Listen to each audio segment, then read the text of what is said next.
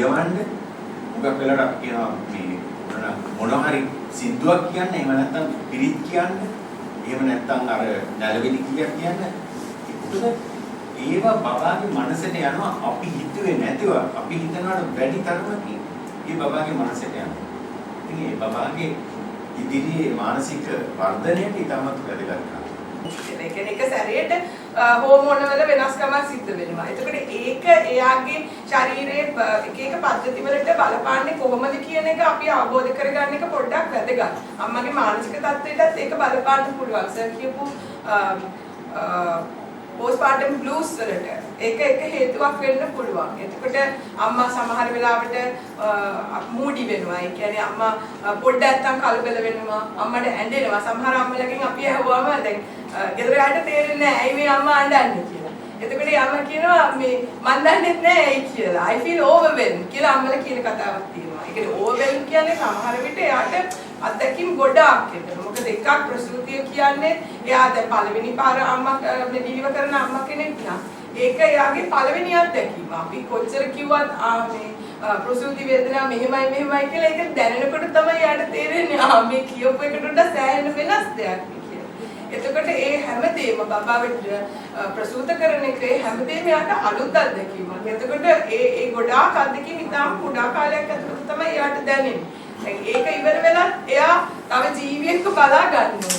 විශේෂයෙන් සීස එකකට පස්සේ මම මේක විශේෂයෙන් කියන්න ඕනේ අපේ සමාජයේ දෙයක් තියෙනවා normal delivery අපි කොහොමද සාමාන්‍ය ප්‍රසූතිය තමයි අපි කරන්න බලන්නේ අම්මලා. මොකද ඒක තමයි ස්වභාවික දේ.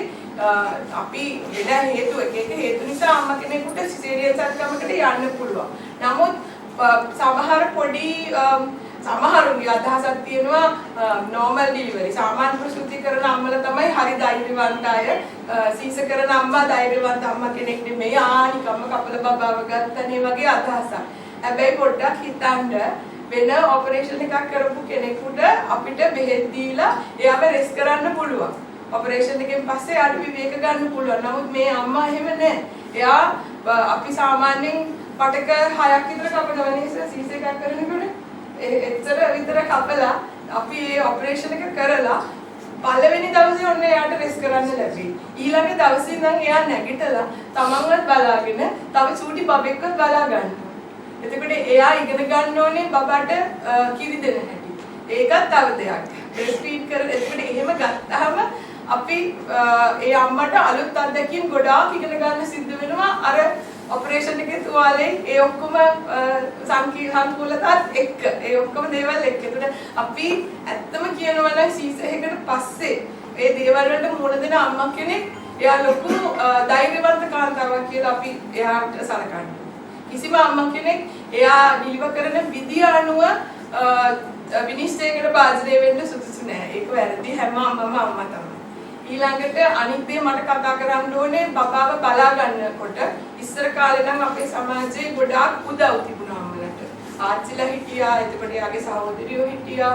එහෙම. නමුත් දැන් අම්මලා තනියෙන් මේ හැමදේම කරගන්නේ ගොඩාක් පවුල. එතකොට එයාලට ඒ උදව්ව ලැබෙනවා අඩුයි. එතකොට අපි කොහොමද පද්ධතියක් හැටියට එයාලව රැක බලාගන්නේ කියන ප්‍රශ්නෙට අපි උත්තර හොයන්න ඕනේ.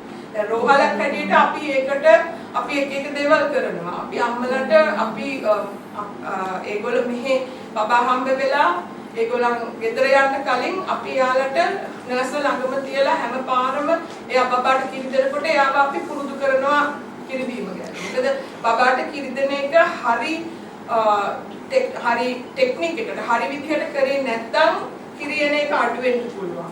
බබාට ගොඩක් කුලම් වෙවිලා වෙන කරදර එතකොට මේ වෙන්න පුළුවන්. ඒ කියන්නේ ඊට පස්සේ බබාගේ බර අඩු වෙනවා, බබා විචලනයකට ලක් වෙනවා, බබා කහපාට වෙනවා. ඔය ප්‍රශ්න සමහරලාට NICU එකෙන් තමයි ඒක ඉවර වෙන්නේ.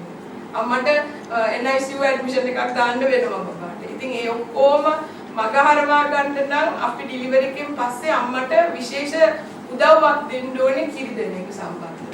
එතකොට අපි කොහොමද වැඩිපුර අපේ සෞඛ්‍ය කණ්ඩායම් මේකට පුරුදු කරන්නේ?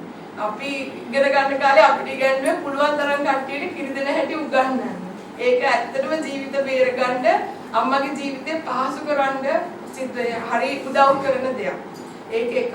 අනික එක තමයි අපි අම්මගේ මානසික සහ ශාරීරික සුවතාවය ගැන ගත්තොත් එහෙම අම්මට රෙස්ට් එක ලැබෙන්න ඕනේ. එයාට විවේකය ලැබෙන්න ඕනේ. ඊළඟට එයා අපි අම්මාව කොහොමද දැන් ඩිලිවරි එකෙන් පස්සේ එයාගේ ඇඟේ එයා ගර්භණී කාලේ සිද්ධ වෙලා තියෙන වෙනස්කම්. ඒ කියන්නේ හිතමු එයාගේ බඩේ තියෙන මසල් මාංශ පේශිය. එතකොට අපි කියනවා pelvic floor කියලා. ඒ කියන්නේ එයාගේ උකුලේ තියෙන මාංශ පේශි.